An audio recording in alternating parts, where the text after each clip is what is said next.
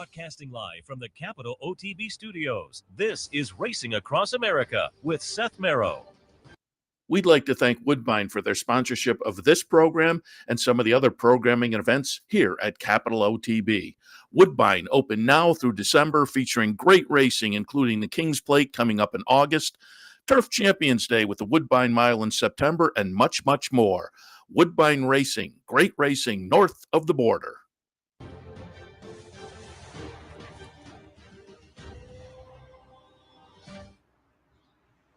Good morning. Welcome to Racing Across America, again live from Saratoga. Always happy to be here on our clear court set. Although here Belmont Stakes week, there haven't been a lot of horses working out behind us at this point. They're mainly over on the Oklahoma or on the main track in the morning, but still great to be here. A couple of nice days so far. Today looks to be another nice day up here. Head up and enjoy some Saratoga racing. Belmont at Saratoga week, and we'll concentrate on a lot of that action this morning. A little bit later on, Dave Grening from the Daily Racing Forum will join us. He'll take a look at some of the stakes action coming up over the next few days. Michael Blowen from Old Friends going to stop by. Michael's already in the green room. We'll talk a little bit about Old Friends and more with Michael, and then we'll wind things up a little bit later on with Saffie Joseph. White Barrio coming up obviously this weekend. We'll talk about that and much more, but we'll kick things off with a little Belmont conversation.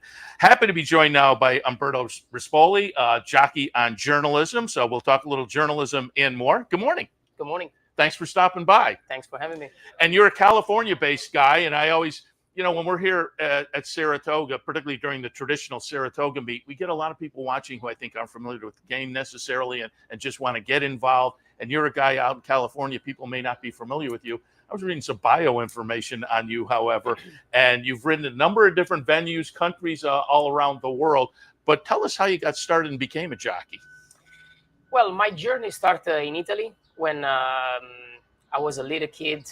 I grew up in Napoli, in a really tough neighborhood, which is pretty common to be a jockey. But my dad was a jockey back in the day, so I always say he's the one that injected me in my veins the passion for horse racing. So I've been at the track since I was in the belly of my mom, and basically this is the way I started. So you started in Italy. Do they have an apprentice program like we have here when you start out? Yes, I do a school in 2004, but I started riding around Italy a little bit. I went to Milan, Rome, Pisa, Florence. Riding a little bit around with the different trainers. I do start with my uncle and another trainer from Napoli, and then I moved to Rome with one of the most iconic trainer that we have there, Luigi Camici. Then he won the Arc when I born in 1988 with a horse named Tony Bean. And that's basically what I start my journey with him and his son Fabrizio. And I end up to start my journey career with my former trainer Alduino and Giuseppe Botti. Then they are championed by probably, they have 3 generations of training and jockeys families. And yeah, basically, after the academy, I joined them. So your dad was a jockey, your uncle was a trainer, so you were kind of born into the game a little bit. Yeah, absolutely. As I said, my dad and my uncle actually they're a little bit more famous on what we call palios. We have a really traditional race. It's July 2nd yes. Palio di Siena. Winds of War.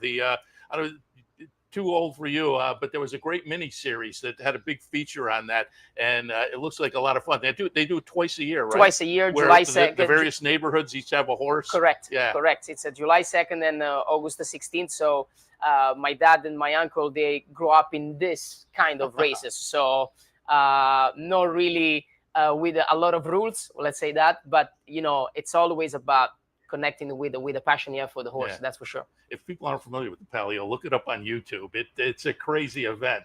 I'd love to go and see it. All right. So it seems like from there you went on to France. Just kind of take us through what eventually got you to Southern California. Well, basically after I've been Italian champion rider twice, 2009, which I break the Frankie's father's record. His record was a 229. I end up to do 245. The following year, I become a champion again.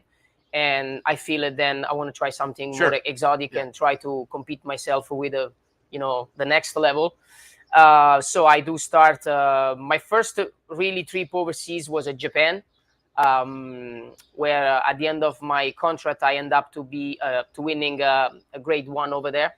And then basically the following year I was attempted to go to Japan, then switching the mind and going to Hong Kong for the first time, where I was very lucky. I mean, it was a tough. I went there for 2 months, short-term license, and then I could have won a race for a month. It was very, very difficult. And at the end, the last day of my contract, I won one of the most prestigious races they have over there, the Queen Elizabeth, a horse named Rulership, Japanese horse, by the way. Then I won the previous year in Japan, so everything was a little bit connected. And from Hong Kong, I end up to France, where in Hong Kong, I met a French agent, which he became Alexis Dussault, which he became my agent when I went to France. I moved to France. I stayed there 4 years. And after that, I moved full-time in Hong Kong. So after staying full-time in Hong Kong in 2019, I decided to move to Southern California. Excuse me. Let me ask you, you bounce around those number of countries. Do you speak all those languages? I speak 4 languages. Do you really? Yes, I do speak 4 languages. I was capable to speak a little bit more Japanese. I really like the Japanese culture. It's really interesting. It's a beautiful country. I had some trouble with the Cantonese. My wife can speak a little bit of Mandarin. She grew up in Hong Kong, been at the school because the father was a jockey over there. So he was a big legend in Hong Kong, French rider Gerald Mosse. Sure. Yes. Yeah. So yeah, I mean, that's your wife's father. Exactly. Oh wow. Yeah. Crazy. So everything it's in the salad. At the end of the day, everybody we end up to be in the horse racing family. And basically, I was struggling with the Cantonese. I could barely say a few words, but I was really happy to learn the Japanese. I think it's not difficult. I find the German more difficult than Japanese. And I'll ask you, it seems like that's a European thing. I wish it was more like that over in America. I took French in high school, but I can say je m'appelle Seth, my name, or I can ask where the bathroom is in French. But it seems like Europeans just, as kids, maybe learn various languages, English in particular. It seems like a lot of Europeans are. Well, to be honest with you, I never take school service from languages. I always learn languages just the hearing, watching, moving, listening music. And what helps me a lot is when I went to France. I do remember. Then I spoke with the guy that was working around me. I say, please, just talk to me in French and tell me what that means. So that's, I think, the way that you can learn. And same as when I start to learn Spanish once I end up in Southern California, which a lot of Latinos people, it really helps me a lot. Yeah. You mentioned Hong Kong, and I pulled up a replay. We're going to watch the stretch run of that QE2 back in 2012. You're on Rulership, and I pulled this up because it's a great win. It's a Group 1 overseas and in Hong Kong. But I also wanted to talk a little bit about Hong Kong itself, because it seems like it's a kind of a whole different racing culture. It's a little more of a closed community. They have a certain number of trainers and a certain number of jockeys, and it's a set kind of a situation season to season. Talk about riding in Hong Kong a little bit. Well, Hong Kong is a place that it really tests you as a person and as a rider. That means then Hong Kong has no agents, so you are the agent of yourself. Oh, you are the one in the handicap racing. You are the one that then choose the horses that you want to ride. You are the one, and then you need to face the trainers, you need to face the owners, and you have to communicate a lot. You're always on the phone, and we always say Hong Kong never sleep, because you can text a trainer even at 2 or 3 or 4 o'clock in the morning. They will be always awake, no matter what day, the time of the day, they're gonna answer to you. Yeah. So, but basically, it's more relative about what concerning myself. Owners, they believe a lot in a luck. If you are if the moon is in your side, don't think I'm crazy, but that's most of the way the people think is over there. If they think that you are in the chances way, they would give you more opportunity. If you start the season winning a couple of races, they think that's your season, so you're gonna get more support from the beginning of the season. So it's a really competitive place, but definitely I always say when you stay in Hong Kong for so long, and you leave Hong Kong as a better and sharp rider, because they ride very tight over there. It's a handicap races. Horses are on 3 wide with no cover. Most of the time they couldn't make home. So it's a very tactical place. So speed and tactical. They train very slow in the morning, but they run very fast in the afternoon. So it's an interesting culture. The country is beautiful. I really miss the country in general, like the food, the ambience. You know, you can have a lot of facilities. The jockey club itself as well, they always provide a car, insurance, house. You get everything from them. So once you're under contract with them, there is a lot of pro and cons. Sure. But it's definitely, I would suggest a young rider to, if you couldn't have an experience, to go over there. I know it's tough, but it will form you mentally wise, stronger. Yeah, just as a horse racing fan and kind of concentrating on international racing at various times of the year, Hong Kong does look like a whole different culture, and it's interesting to hear you break it down like that. What was the impetus then to move to Southern California? Well, basically, I always said in my interview, my last 2 years, they were no good. I was struggling a lot with the weight, and I was struggling a lot because I come back from a few injuries, and every time I was start doing well, I hurt myself. So I had a bad fall, a Happy Valley, when I actually start my second full season. I destroy my ACL completely, meniscus and ankle on the same fall, and I come back in 90 days, which is not common. You know, most of the football player or soccer player, they come back after 9 months. It depends how bad it was. And I was really work hard to coming back and try to show the people then, you know, I'm a fighter. I want to be there. And I actually do well. Then the following season, when I start again, I started doing well. I broke my collarbone. So fall down, broke the collarbone on Friday, had the surgery on Saturday. The following Sunday, I was back on the horse. So, what? Yes. There is some article testifying this. I'm not lying to you. I'm not a guy then I can stay on the couch even when I have an injury. So you were riding with a broken collarbone? No, I mean I had the surgery. I have a plate and 9 screws that's still there. Okay. But I was capable to ride. There was no pain at all. There was no pain at all. That's honestly, crazy. People wouldn't believe that, but if you don't feel it on your skin, sure. you can't realize how quick it could go. It was amazing how the scar healed in 4 days. It was, and I would say then actually a doctor then give me a surgery over there. It was an unbelievable doctor. A really, really probably the best I ever seen in my life. That's crazy. Yeah, very good. All right, let's shift attention now, because obviously a lot of discussion about the Preakness. We have a little replay here of the horses turning for home. I said in the years I've been watching races, it rank is not, if not the best, one of the top 3 performances. You know, here where you're behind horses, I said, oh, he doesn't have a shot. And then there's all the bumping and whatnot, and Gosker gets away. I said, no chance. Take us through your trip. And I will say that NBC broadcast, at one point on the backstretch, they have an overhead shot. And I thought you maybe considered going outside for a few strides. And then it was, I may be too wide around the turn. Take us through like the backstretch into the stretch here and in the trip. Yeah, I mean, on the backside, when everybody, I think like everybody we saw in the replay, then I was trying to talk him out to go. He dropped the bridle and I was completely off the horse. Looks like then I don't have anything underneath me. So I'm riding him hard and he wouldn't respond to me. So at that point, before we hit the turn, you have 2 options. Or you stay around or you go back inside. So at that point, I'm thinking that I'm not the favorite anymore because the horse is for, I would say, 2/8 of a mile. It doesn't give me anything. So I'm trying to save something probably to get a shot for placing. Yeah. And then all of a sudden, when he switched on, Clever again was a start to coming back, which nobody was expecting that. And, there was a gap between goal-oriented and obviously Clever again. And it was a coming back. And I thought then, obviously, goal-oriented was going committed to go outside of Gosker. So that's why I take that gap. And obviously, that became more crowded once we turned for home because the horse outside had the blinkers, so he couldn't really see me there. And then once he was going to switch his leads, he makes us crowded. It wasn't the fault of the rider. As I said, I have a good relationship with Flavian. Take us a while to talk again. I mean, like a week, but it was better to probably close this conversation face to face instead of texting or call. So He at this point had mine, and it's a horse racing.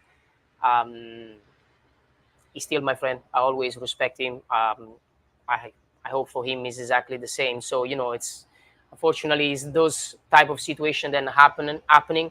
But I always said I would see any other riders at that point if they would have taken any other option. And my answer, if they tell you it wouldn't go, nobody would go there, I would tell them in the life for sure. And now, so you break through, and he's got an open track in front of him. It's still an incredible. Did you feel at that point, oh, I got him, or was it this is because it was just an incredible? He breaks through, and it was still he's not going to get there. And I think everybody, a lot of people, the reaction was, wow, it was just an incredible performance. So all of a sudden, you have open track. What are your thoughts? Well, people probably doesn't really pay attention of it. It's like then I never stop riding him. So even when I get through there, if he would have probably be stopped like a goal oriented, I probably wouldn't get there. But he's such a brave horse. Then even during the bump, he switches leads and he keep running.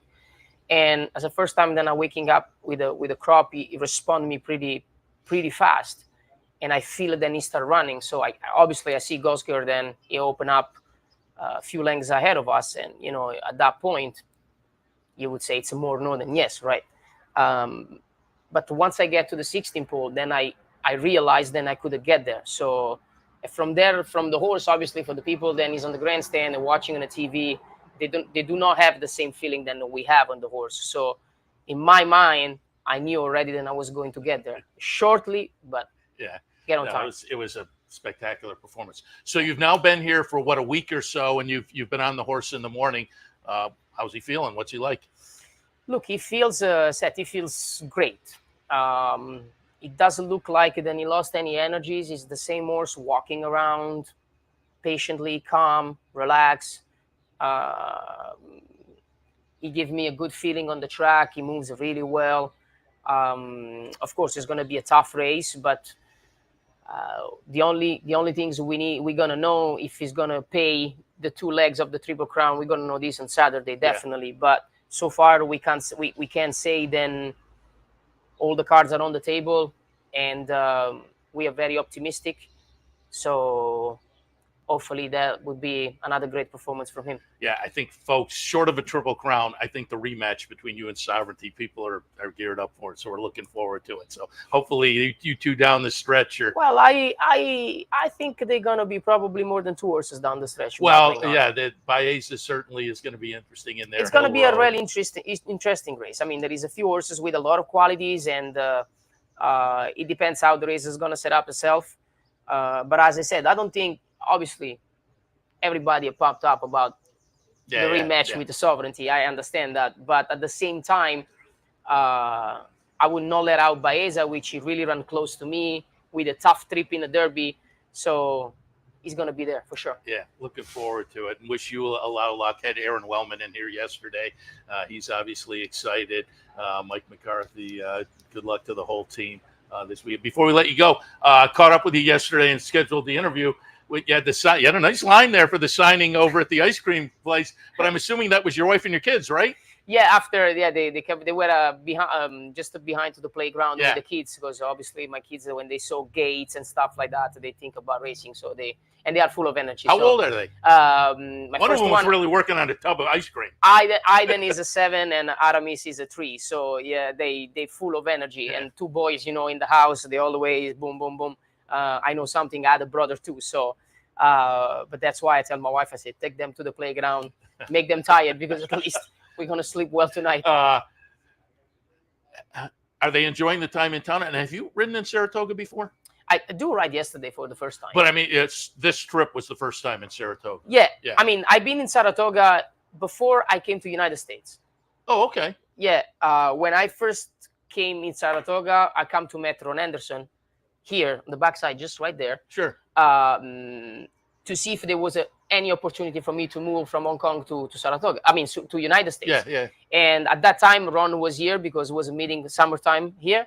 And he said, come to visit me in Saratoga. And then I do remember the first time I came here, I walk into the track and I say, wow, this is class. I really like this place. It's a beautiful place. I really like the atmosphere. you know, it's great to have a people that they really fan of the sport. Yeah. You know, it's a different when you go just for an event, but the people here always respond positive, and that's what the horse racing really needed. So thanks to them, then they are really supporting us a lot. That I say it all the time when I'm in here. It's not just the track that makes Saratoga so special. It's outside the fence. You go downtown at night and you're sitting at a table and the people next year it's talking about the double A at that day, and everybody's so into it. It's great. No, it's amazing. Yeah. I mean, even us, we walk in downtown and you know, I have some people. Then obviously you don't know. They just stop you for a photo, Yeah. for an autograph, and I like to always be polite and nice with the people. You know, you have to give to the people because if you can get a success, it's because even from them. You know, Yeah. when they criticize you, when they, you know, they promote you. So it's a both way. But we should understand that, and without them, Yeah, we wouldn't be able Yeah. to achieve all No this. question. Umberto Rispoli, appreciate the visit this morning. Like to get a little bit of the background. That's always fun for people too, to kind of, you know, connect with some of the human faces out there, trainers and jockeys and owners, and we like to do that during the season. So it's been great to talk to you. Good luck this weekend. Thank you, Seth. Thanks for having me. All right, we'll take a break. When we come back, more for this Thursday edition of Racing Across America. Stay tuned. There's no better time to think DePaula and buy DePaula. Just visit, call, or click. Get no worry pricing and 000 savings on every new Chevy car, truck, and SUV. Delivering value since 1980. DePaulaChevrolet.com.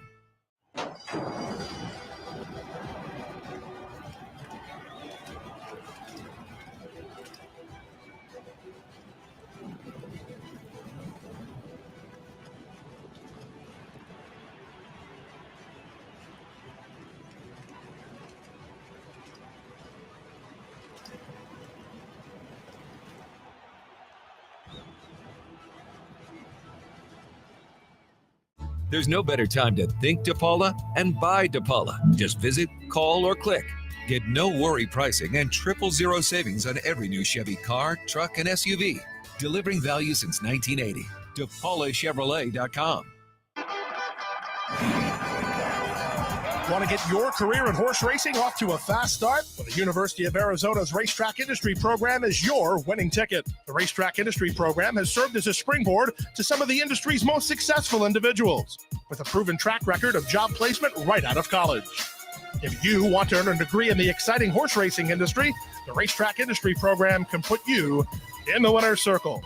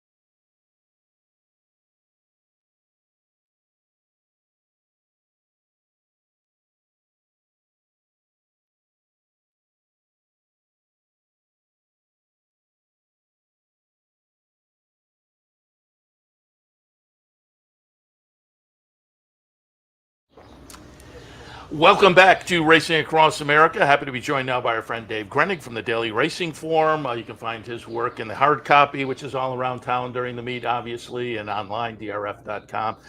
Dave, the New York correspondent, technically, but when I saw you down at Gulfstream this winter, I said, man, you're all over the place. Well, we had a few retirements, so somebody had to pick up the slack. So, I go down for the major weekends at Gulfstream, and then I shoot over to Tampa for the Tampa Bay Derby. And first weekend of March. That's a cool little trip too. It's a neat little track to get to if you're a good time to get away, I'm sure, from up here. Yeah. So I haven't been to Tampa in a long time, but I used to go all the time. My dad was retired down in the Bradenton, Sarasota area. So when I went down to visit him, I go to Tampa. Nice size. So you get a crowd and it has a little buzz to the building, and the turf racing I think is very nice. Yeah, and then that day it's always it's a good crowd. It's good racing, good card from first to last. I always tell the story. I went down for the Tampa Bay Derby one year, and I'm watching one of the monitors on the ground floor. Who's standing in front of me? Davy Jones from the Monkees. Oh, there you go. Yeah. He was betting on the horse, and he probably watched. He had a bet on the race. I was watching on TV. Oh yeah, he was clued in. Yeah, but used to be a jockey, I believe. I think you're right. Before the Monkees, obviously.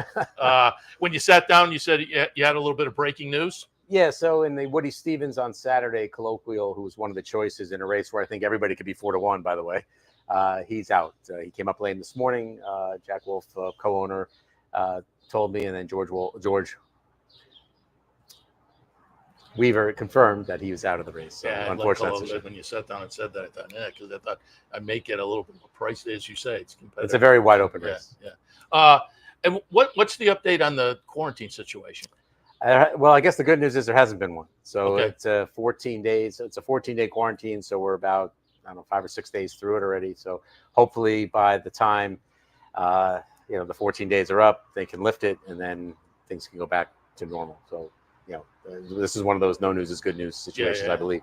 I mean, the first yesterday, are there other scratches? Because yesterday there was a couple. Yeah, whatever Jeremiah Engelhardt had entered, basically what before the entries were taken before these. Because it was essentially his barn. Yeah, and George Abreu had some horses in there, but they were all 2-year-olds that were not entered or ready to run just yet. All right, so people keep that in mind as well. All right, let's get some thoughts on some of the stakes action coming up, and let's kick things off with your thoughts on the Belmont. And I have said, and I said it to Umberto just a few minutes ago, short of a Triple Crown try, the duel between the rematch between Sovereignty and Journalism, I think a lot of people are waiting for. We have seen a few times over the past day and a half or so here the replay of the Preakness. So I pulled up a replay of the Kentucky Derby. I liked Sovereignty that day, but it was Sovereignty and Journalism. So again, Journalism now coming off the crazy win in the Preakness. I think this rematch sets up very well. What are your thoughts on the Belmont? Well, this was a fabulous race. Unfortunately, run over a wet track, but it didn't seem to impact how these two ran. No. I think from the standpoint of Journalism, his race was a little bit further back. I'm sure Umberto probably said this in the Derby than coming through the lane the first time than they would have liked, which may have been the difference. I don't know. If you're 5 lengths out of it instead of 8 lengths out of it early, maybe it's a changed result. I don't know. Who knows? But both horses ran tremendous races, and Baeza ran a great race too. And the thing that's hard to pick out watching these replays, especially with the NBC and all the camera cuts that you get, is really trying to follow Baeza like around the turn to the top of the stretch. He gets inside a little bit, try to save ground, and he kind of gets held up a little bit. And I think you could make a case it might have cost him second, because once he gets clear in the stretch, he comes running, and he only gets beat in the neck for second by Journalism. Jump past the wire, he's in front of Journalism. 3 jumps past the wire, he's in front of both of them. Cleaner trip. Who's to say that he doesn't get there? We're not talking about, a half brother to Mage and a half brother to Dornoch now winning another classic race, which we might be talking about Saturday. Yeah. By Puka, the dam again of a couple hour already classic. Boy, that would elevate her to. She's already kind of in rarefied area. Broodmare Hall of Fame for sure. Yeah, if she's not already. So, which direction might you be tilting? Well, I think I showed my hand there. I went with Baeza on the trip aspect of it. I'm hoping he works out a little bit better trip. Pratt rode him for the first time that day. Gets to ride him back again. I'm hoping for a fast track. Who knows what Mother Nature has in store for us. With John Sheriff's, his horses tend to improve. The good horses really get better as they go along. He's had 5 weeks since that race. I know he shipped him back to California, and now he's back on the East Coast. Now, that said, as I was hanging out by the quarter pole this morning and Journalism motored by me in his gallop twice, I was like, did I really make the right call here? I don't know.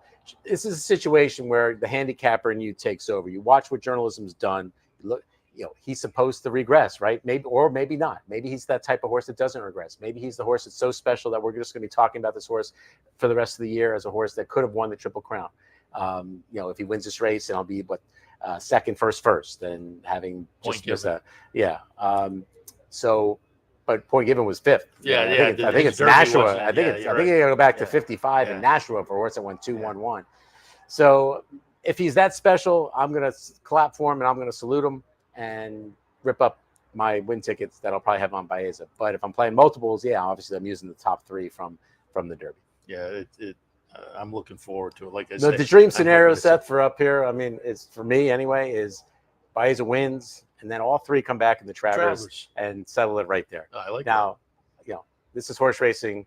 Plans, you make plans and someone laughs. And yeah, I like that thought. That's intriguing, certainly, and looking forward to that on Saturday. But had a couple others. When you sat down, you mentioned today the poker. I always like the poker. I always think it's a fun race. Poker today. You had a couple of thoughts, maybe? Yeah, there's a horse that's running for Cherie DeVaux called Depiction, who I guess it's a matter of whether there'll be enough pace and whether you can close enough ground on this turf course. It's a stone cold closer, although she says he doesn't have to be as far back as he's been in a couple of the spots, but he's got a strong late foot. And if he gets a clear run and the pace is legit, and usually in a mile it is. So I'm hoping for a good, legit pace. I think he's listed at 10-1 on the line. I don't know, who knows what happens with scratches, if there are any. I just think this horse is an up-and-comer, and I'd rather get in on the ground floor than wait till he wins this race and it's in the 4-star wedding day. Funeral scenario. Exactly. And Cherie is just the last year or so, she's been doing very well, certainly. So intriguing. Let's get a thought also on the Met Mile. When you sat down, we were talking, and I said, you want to look at the Met? You said, I don't know if it's a great betting race, but it is, it's a field of 5 in here. But Fierceness and White Abario, Raging Torrent is interested. It's a fun group of 5. The big question mark, I suppose, is at the 1.5 turn Wilson Shoot, but with only 5 horses, I don't really see anybody up against it. Yeah, not really. It's just an odd configuration for them. And the thing about White Abario is he ran one of his worst races in this race last year. If you remember, I mean, it was supposed to be the showdown was him and National Treasure, and there was no showdown. It was a match race. It was a mismatch. National Treasure smoked him, and he was terrible. And then after that race, they switched him back to Saffie Joseph. He was with Rick when he won the Whitney and the Breeders' Cup Classic, Rick Dutrow, and they gave him enough time off, and he's come back with some really powerful races. And it's hard. It's a fun matchup because remember when we were all Fierceness? Well, bad race, good race, bad race, good race. Well, that's gone. He just runs last 4 have been nothing but good races, and you could make a case that the best race of the 4 was the one he lost in the Breeders' Cup Classic, where he attended the pace and put away this other speed, which was Jockey, and 44 and change, 109 and change, and he holds on for second and set up for Sierra Leone. So he came off the bench with a spectacular victory in the Ali Sheba Stakes at Churchill Downs, and kudos or credit to Mike Rapoli and the Coolmore folks for letting Mike bring this horse back at 4. You won't always get to see these horses run back. And interesting enough, if you look at the PPs, there's 2 horses here who ran in last year's Kentucky Derby that one ran 15th and one ran last, and we're talking about him in the Met Mile as major contenders. Not White Abario wasn't one of them, although he didn't run any good in the Derby when he ran a few years ago. So there is life after the Derby, folks. And it kind of makes my point, because I've said it a few times over the last couple of days, because I do think in this year's Belmont Stakes, I think Sovereignty and Journalism are clearly at the top of the class, and Baez is right there. Last year at this time, I thought the 3-year-old crop was a little undefined. Mystic Dan, Seize the Gray. They were good, Derby and Preakness winner, but you weren't saying, they're the 2 at the top of the class, right, for sure. But that 3-year-old class last year, as we got towards the end of the year, they developed, and now it's 4-year-olds. Well, that's the thing. You get the chance to see a Mystic Dan, who won the other day. Sierra Leone, who's 0 for 1 this year. Hopefully we get to see, I guess, Stephen Foster is where he's headed. Mindframe, Fierceness. We get to see some of these 3-year-olds at 4 to see what they're really made of. Hopefully we do get to see them run throughout the year. Yeah. You get that group to the Breeders' Cup Classic. You get this group to the Breeders' Cup Classic. Ooh, that could be pretty fun. It's looking like a fun year in that older division, which last year was a little bit lackluster. Sure. So, well, that's the one thing about my plan here, going back to the 3 coming back for the Travers, maybe if that shakes out, is I don't think the older horse division out west is very strong. So the races like the San Diego and the Breeders' Cup and the Pacific Classic, you might want to stay home. If you're a 3-year-old, you might stay home. Yeah. Plus the Breeders' Cup's at Del Mar, so you get a race there as well. Yeah, that's a good point, actually. Dave, we'll let you go, but appreciate you stopping by. I know it's a busy week, so we appreciate your swinging by. I always like to get you, Mike Welch, to stop. Oh, speaking of Mike, is there a workout report? Yeah, clock report started yesterday, and it'll run right through, even the 3 weeks at Aqueduct when we go back after this weekend. So the clock report is go now from now through Labor Day. All right. So we'll look forward to your coverage here over the next few days, and then 3 weeks down in New York, and then you're back. See you back here for July 4th. We'll go watch some fireworks. All right. Dave Grening from the Daily Racing Forum. Again, you can catch from the hard copy or drf.com. Highly recommended. We'll take a break. When we come back, more from Saratoga. Stay tuned. Sometimes it pays to go with the flow, to check your worries at the door, to reconnect with your crew, to follow the thrills and the flavor, to roll with it and see where it takes you, to enjoy every minute to its fullest, and to dance like there's no tomorrow. You can do that here at Rivers Casino and Resort Schenectady, where the good times flow. Haven't signed up for a Capital OTB account yet? Now's the time to take advantage of the sign-up bonus. Open up a new account with $200 or more, bet $400 by the end of the month, and receive a bonus $200 into your account. Plus, you can take advantage of everything an OTB account has to offer. Wagering from any device, live streaming, racing info, past performances, online promotions, and more. Sign up today and take advantage of the new account bonus. Details at capitalotb.com. You like free money? Well, Capital OTB gives its players plenty of opportunities to cash in. At Capital OTB, there are so many ways for horse players to receive bonus dollars by simply participating in promotions such as our bankrolls, bounty bets, online handicapping contests, and much, much more. Plus, with Capital OTB's Player Rewards program, you get actual cash back. So what are you waiting for? Log on today at capitalotb.com or capitalotbbet.com and claim your free money.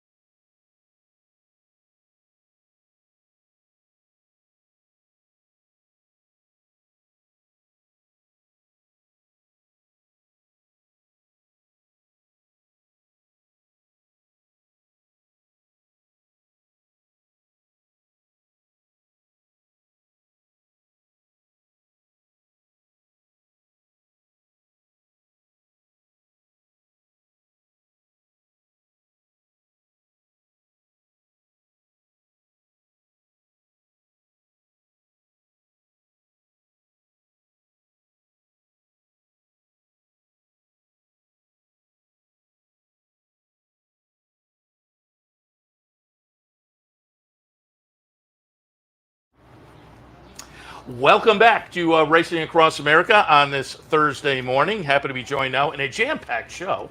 Again, we did a little switch because Saffie Joseph drove up, so I thought I'd get him back to the barn, but Michael Blowen will be coming up shortly. But we are joined now by Saffie Joseph, who has a nice weekend lined up. Saffie, good morning. Good morning. Thanks for having me on. Happy to have you on. And why don't we start out with we'll go back and we'll watch the replay of the Ghost Sapper, because we were down covering the Florida Derby that weekend and caught up with you in the winner's circle after this race. Nice win by White Abarrio.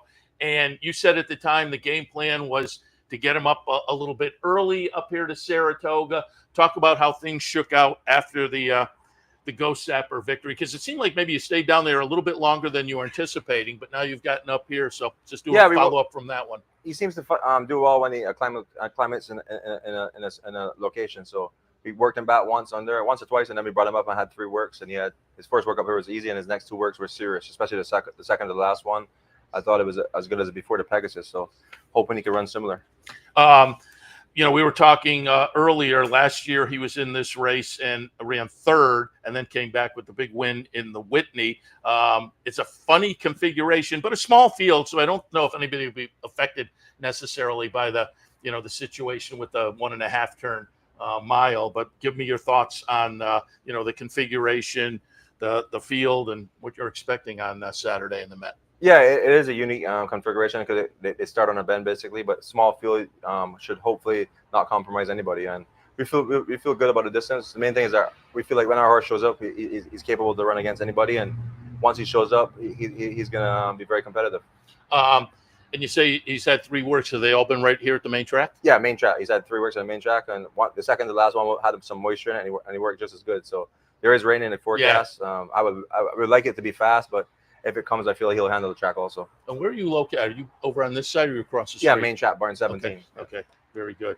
And do you ever work courses here? Yeah, I love it, but I haven't opened it. I was going to say, that's what I was going to ask you, because nobody's been working it. Yeah. That makes sense, because it really helps fillies, especially that take hold of the bit. They relax better on this track. So, I mean, it's a great tool to have, and it should have been open. I'm surprised they haven't opened it. I'm surprised they didn't either, but that's what a lot of trainers say. It's a mental thing when you get them back here. It's a lot more relaxing.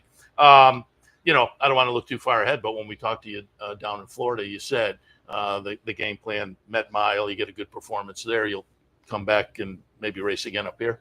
A traditional meet. Yeah, that's it. I mean, if he runs well in the Met Mile, 2 years ago he ran third in the Met Mile at Belmont, and then he won the Whitney. So that would be the plan. If he was to run well here, he would go to the Whitney. Very good. You have some other entrants coming up over the weekend as well. In the Woody Stevens Neo Equos. We're going to go back and look at a race from Gulfstream back in January with Neo Equos.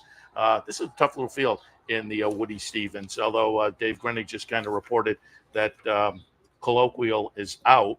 So there's a tough runner out of there. But what are your thoughts on Neo Equos in the Woody Stevens this weekend? Yeah, he's run some good races. We obviously stayed on the Derby trail because he was running well enough in the Fountain of Youth behind Sovereignty, and then he came back and ran good enough in the Florida Derby. So he earned the points. It was hard not to go to the Derby. But I feel we're back at a distance that should be better for him. I feel like the shorter the better. It is a competitive race, but he's a horse that could step up and win this race. And again, the last few races have been around 2 turns, a couple at Gulfstream, Fountain of Youth, and the Florida Derby. 2 nice performances in there. And then you tried the Kentucky Derby. But now the cutback here, and I'm guessing that is kind of the game plan going forward, 3-year-old sprinter kind of a campaign. Yeah, correct. We want to keep him around this turn. I think a mile and 16th is probably the furthest he wants to go. I mean, although he ran well at a mile and 1/8, but I feel like he'll be a better one-turn horse, and that's kind of the game plan. We'll find out. Yeah, the Fountain of Youth was a nice try. I mean, you were behind Sovereignty and River Thames, and that was a good effort down there. He has plenty of speed. Is that going to be the game plan? Yeah, I mean, he wants to be forwardly placed. He doesn't need to lead. He's a horse very relaxed, so he can lead if he wants. If they're not going fast enough, and if they're going fast enough, he can stop them. He's drawn well. That gives Jose options. Also, you have Concrete Glory coming up in the True North on Saturday. Going to go back to the middle of January and watch a win from that one. That was 3 starts back for Concrete Glory. Comes out of a kind of a trouble trip, obviously, in the sprint at Pimlico, where just didn't draw a line through that race. But Concrete Glory coming up again on Saturday in the True North. We're looking at a win here in January. What are your thoughts for that one on Saturday? Yeah, it's a big step up in class. Last time at Pimlico, he wears an extended blinker. On that starter had his head kind of turned, so when this truck sprung the gate, you can't see the gate open. And obviously, when the horse doesn't come out of the gate, it makes you think if they're going to do it again. But we feel like his head was just turning. He was compromised how he broke. That's what Irad thought. So we're going to take off the extended blinker and put maybe a smaller blinker on it this time, and hopefully he breaks well. If he breaks well and he leads, he's going to run a big race. He's a horse that tries. Obviously, he's stepping up big in class, but he's capable on his best day to run fast enough. When I was first getting into the game, outside post positions have always been a thing, depending on how many in the field and the configuration.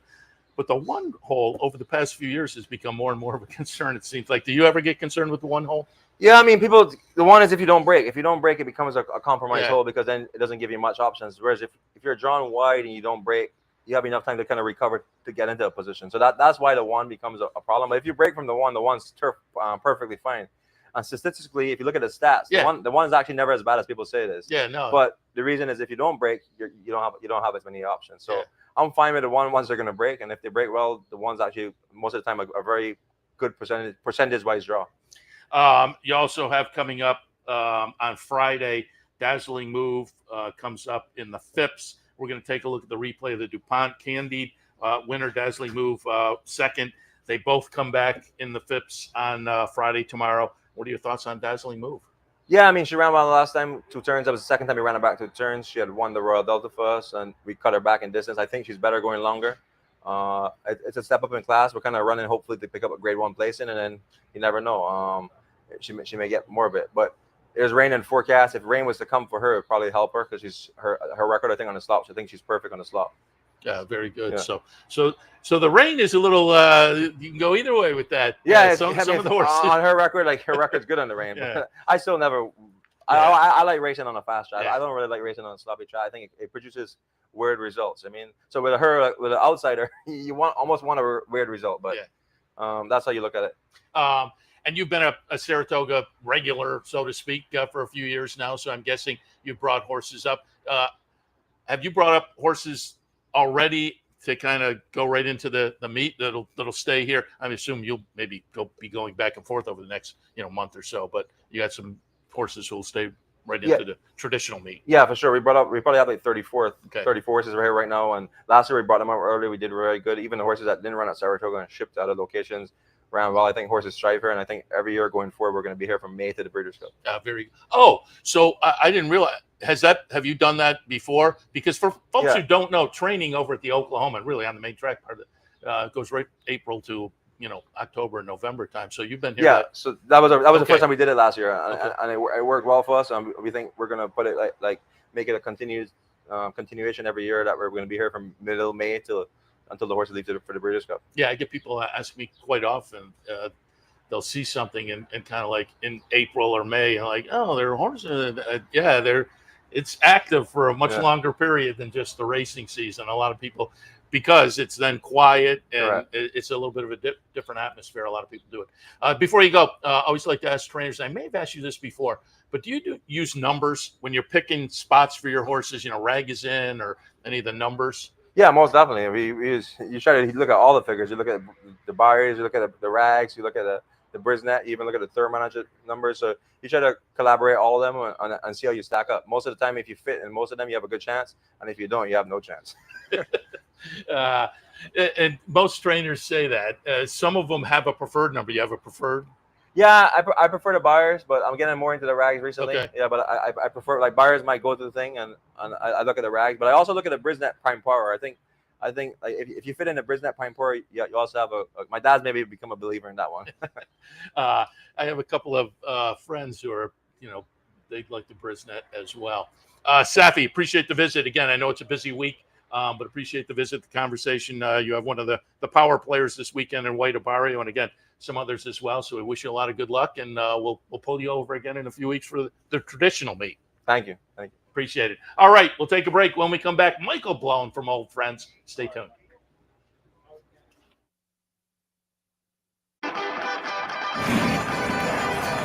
Want to get your career in horse racing off to a fast start? Well, the University of Arizona's Racetrack Industry Program is your winning ticket. The Racetrack Industry Program has served as a springboard to some of the industry's most successful individuals, with a proven track record of job placement right out of college. If you want to earn a degree in the exciting horse racing industry, the Racetrack Industry Program can put you in the winner's circle.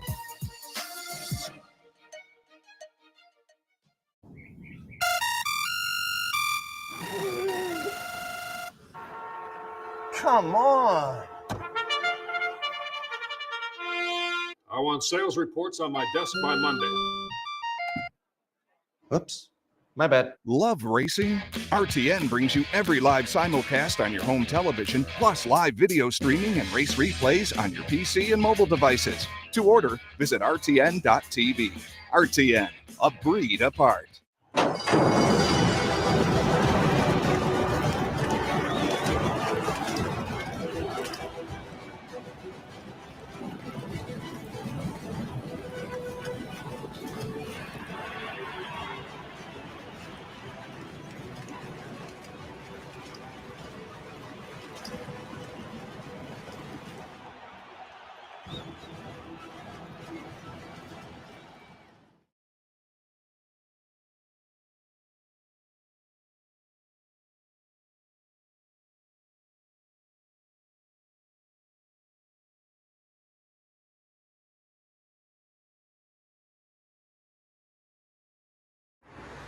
Welcome back. Happy to be joined now by our friend Michael Blowen. Always, when I see him in town, and I saw him in town yesterday, I said, we got to have you over. So always enjoy talking to Michael from Old Friends, the founder of Old Friends, and before that, writing about movies for one of the which Boston newspaper? Boston Globe. Boston Globe. And I said, as a film school graduate, I love to have you come over because horse racing movies. What's better than that? Yeah, great horse racing movies. Speaking of which, and I think I've asked you this before, do you have a favorite horse racing movie? I mean, the Lush movie, the movie that had the production value that you have to give the thumbs up to is Seabiscuit, obviously. I've always been kind of a Boots Malone fan, but it's a little bit dated. Secretariat was fun, but the production value was a little low. Low. Oh my God! I thought Secretariat was going to come back. I mean, it was Diane Lane and John Malkovich. I know, great cast. Yeah. Great cast. They demonized Baffert. Never mind. They demonized anyway. That's not in the group. But I'll tell you what. There's two movies that I'm in the Seabiscuit movie at the end. Oh, really? I play Sam Riddle's friend, and so they needed somebody to play a loser at the racetrack, and so they asked me to do that. But anyway, that was just typecasting. But one of the movies my favorite horse racing movie for a long time was Casey's Shadow. A lot of people Walter say Matthau. that. I like that movie a lot, and I love Walter Matthau, and he's a horse player. Was it Christy McNichol too? Was she in that? She was in some horse racing movie. Yeah, it wasn't that one. Okay, no. all right. It was basically a story of Randy Romero's family. Yeah. And so I really liked that. But then I saw this movie called Lean on Pete. Okay. That nobody saw. That was fairly recently? A couple years ago. Yeah, 3 or 4 years ago. It's a brilliant movie. Okay. And it really gets at the people that live in horse racing as far away from Saratoga as you can possibly be, right? And it reminded me of my days spending time at the Great Barrington Fair, and the ones where everybody was on their last legs, and the stakes were still very, very high, but there was nothing there except a lot of drinking and a lot of depression and a lot of this and a lot of humor. Yeah, I was lucky enough to the only fair I went to was Northampton, and I was there for Zippy Chippy's last race, and it was hilarious because it was maybe on a Wednesday or Thursday, but Monday was closing day here. So Monday I'm watching, I think, the Grade 1 Forgo, and Wednesday I'm watching Zippy Chippy get his 100th loss as the favorite. He was almost always the favorite at the end. When he had won 93, when he had lost 93 races, I started calling Felix about retiring him because I really wanted him, and I knew he had a lot of fans. And 94, 95, 90, I get till 100, and finally after 100. Now I think it was number 96. He finished second. You're right. Yeah, you're right. And there was an inquiry, and clearly he got interfered with going into the stretch. And I thought, oh my goodness, he's gonna put up. They're gonna put it up. And Felix starts climbing up the guard tower, where the steward or stewards, I don't know how many they had up there, and he starts screaming, "He can't win like this! He can't win like this!" Begging him not to put his horse up. It's the first time I've ever seen that happen, but that was Felix. Now, the interesting thing is we've had 5 Derby winners and 5 Preakness winners and a bunch of Belmont winners at the farm. I never paid a penny for one of them. I had to get Felix $5,000 to get Zippy Chippy. The lovable loser. Yeah. And he was right up here, Cabin Creek. Yeah. We had him in Kentucky for a while, and then we set him up here. He's over there he just died, but he was for a long time. He was at a paddock next to Commentator, and I thought this is pretty funny. Yeah, I was going to bring up Commentator, who right up. We have an offshoot of Old Friends. Kentucky is the main, but right up in Greenfield, Old Friends and Cabin Creek, and Commentator had the stake named after him yesterday. The Whitney winner, one of the great New York breds. Fabulous horse. I was so pleased when Tracy and Carol Farmer decided we could retire him to Old Friends, because I remember what a superstar he was, and he had a great mind. He still does. He's very, very smart. I remember Nick Zito came to see him, and then 2 days later, his groom came to see him. This was when he was still in Kentucky. And the groom chirped to him, and commentator came from one end of the paddock to the other. And literally, it's the first time I ever heard a horse laugh. He was so excited to see this guy, and he's laughing. Yeah, that's great. Jumping up and down. And then about 4 or 5 days later, he brings the other groom. Commentator takes one look at the other groom and goes right to the end of the paddock, won't have anything to do with anybody. I tell people when they go to the sale now, you can have breeding and you got to have it. You got to have pedigree. You got to have that. You got to have confirmation. I said, Silver Charm's pedigree isn't very good. His confirmation is not very good. That's why he sold so cheap early in his career. I said, but you know what? The ones that we have at the farm that won all the big races are the ones that are really, really smart. So we have to develop an IQ test. And once we figure that out, it'll give us a leg up. I get the guys in here all the time, the owners who play at this. Aaron Wellman, I had him yesterday. He said the same thing. You know, it's not just what's on the page and the confirmation and whatnot, but they have to have the will and like journalism in the Preakness. You know, the will showed up that day. Silver Charm never won his race by 31 lengths. You know, it was always by this much, but you could go around again and he still win by that much. And now he's in a paddock right next to Touch Gold to beat him in the Belmont. So they're getting along. There's a lot of object lessons in these horses in their career. And again, Old Friends Kentucky is the place where a lot of these horses are that you remember. And looking on social media now, I see people, hey, I visited Kentucky and was at Keeneland or Churchill or whatever, and stopped by Old Friends, and they have pictures with the old the names that we all remember. And I looked at the website yesterday, and I thought this kind of catchphrase was interesting: Horse Racing's Living History Museum. Yeah. And what was the impetus? You're the founder. What was the impetus for starting Old Friends? Well, I stole every idea, first of all.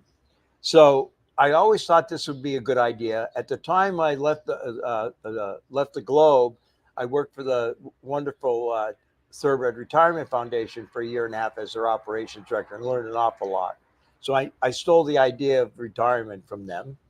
But no one was taking stallions. So that was the idea. Let's have a place for some of these great old stallions because they're the stars of the sport. Yeah. And because of the covering the movies, I knew the value of celebrities. And I thought, if you could get a few. And then the horse park, the only reason I stepped foot in Kentucky the first time was to see Forgo and Bull Forbes at the horse park. So I said, that's a good idea. And so I decided to start Old Friends off of my education at the Thoroughbred Retirement Foundation. And I wanted to call it Old Friends. And so I called Barbara Livingston. And I asked her, I said, Barbara, I'm starting this thing. I really want to call it Old Friends. Can I have the name? Will you let me have the book? Yeah. Yeah. She had a wonderful book, still does, fabulous book called Old Friends. And she'd gone around to the different farms and taken pictures of her favorite racehorse. And I thought, this is perfect. So she said yes. Of course, now they think her books are named after our farm, but she's very nice about it. So I stole that idea too. And that's what it was. It is a living history museum. Yeah.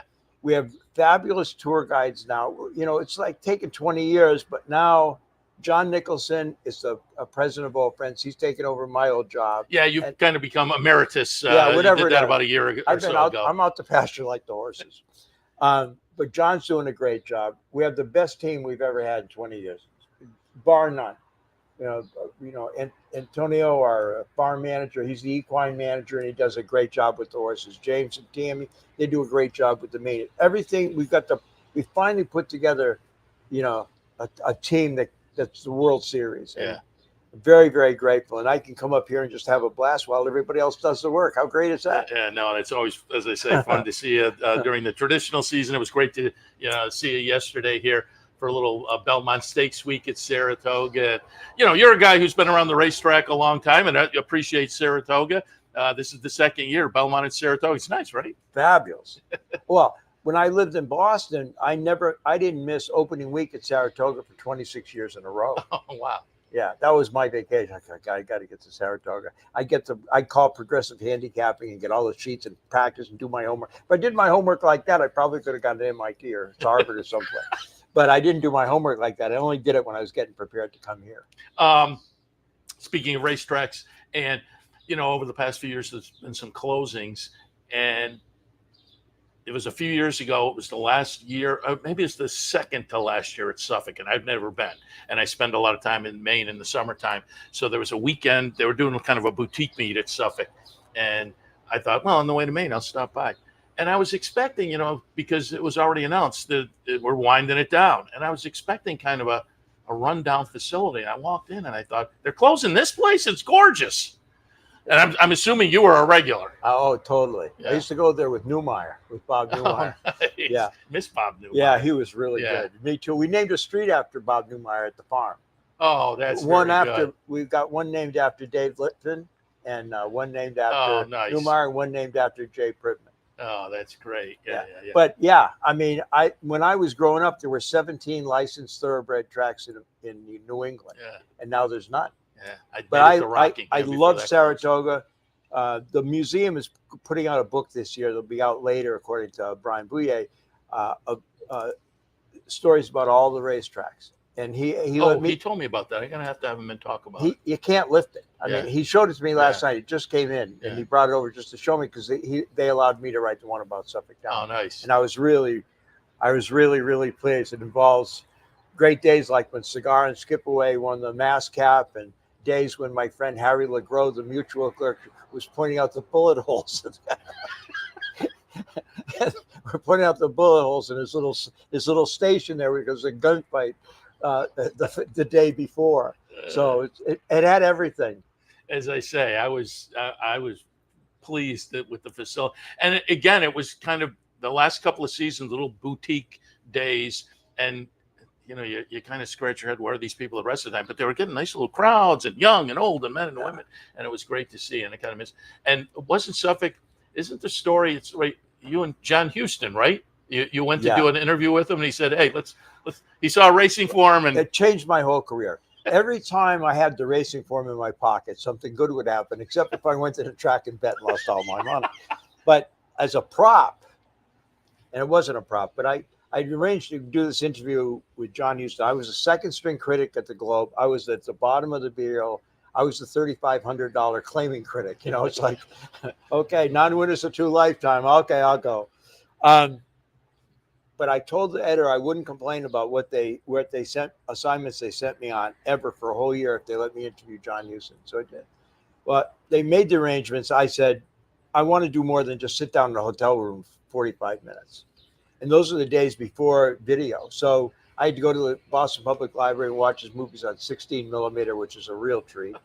And so finally I show up Monday morning, 7 o'clock at the Ritz-Carlton, call him up. He answers his room and he says, can I help you? And I say, yeah, I'm Michael. I'm here from the Boston Globe to spend the day with you, Mr. Huston. He says, well, I don't see. And he's in his pajamas. I'm going, and he says, well, I don't see anything about it on my paper. And I showed him the paper. And he gives me the paper, and I go, oh, I don't see anything. I said, well, I'll come back tomorrow because it said I was supposed to come on Tuesday.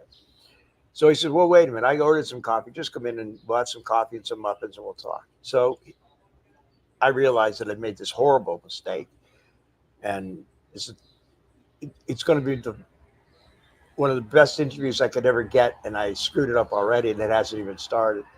So he comes back out, and we talked for a little while. We realized we knew a few of the same people and stuff like that. And then he noticed I had a racing form.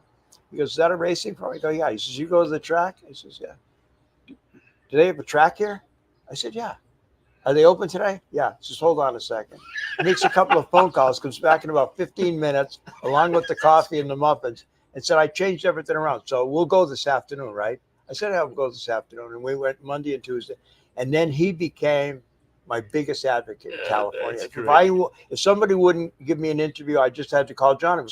I call him the Godfather, and making sure everything's going to work out. And he was just the greatest friend. And he let me go down when he was shooting under the volcano and stayed there for a week. And it all started and was confirmed by the fact that I had a racing form stuck out of my pocket. You've told that story on here before, and I repeat it to people all the time. I think that is great. You're there. It's the wrong day. I'm sure you're like, oh no. And then he's like, hey, you got a racing form. Let's go hang out. And so you're hanging out at the track with John Huston. as a film school graduate, I can totally appreciate that story. That's great. Michael, we have to leave because the NYRA pregame show is going to fire up. But as usual, when you're here, we could stay for another 45 minutes or 2 hours and get some great stories. But we have a whole second session of Saratoga. I assume you'll be back traditional Saratoga, and we'll pull you back again. Yeah, I'll be back for the Whitney and the Hall of Fame inductions and all of that. It'll be a great time. I was kind of surprised the Hall of Fame this year. They only had one.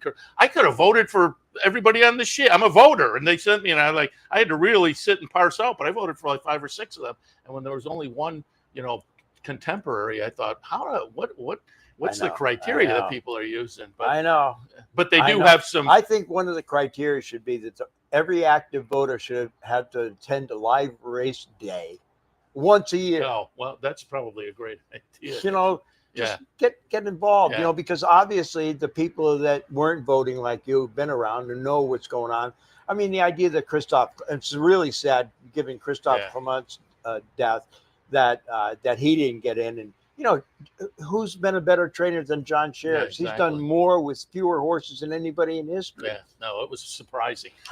Who else trained a filly weren't 20 mare and 20 times and win 19 races against the boys and against the track bias of every. I mean, don't get me started. No, I didn't. I was kind of shocked. There are historical people get. So if you go over to the ceremony, there's a whole list of people that'll get in, but there's only the one contemporary. But we'll change that next year. Hopefully. And Arthur Hancock got into that. Yeah. Like I say, there's some luminaries of the sport that will get in.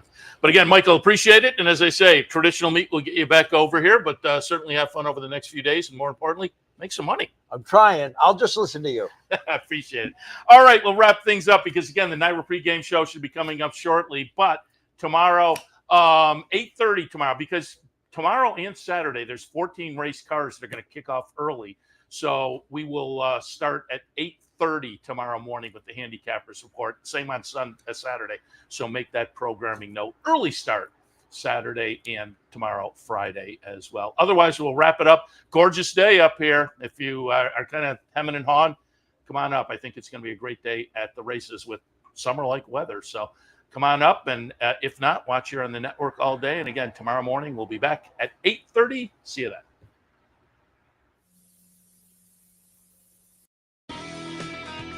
You've been watching Racing Across America.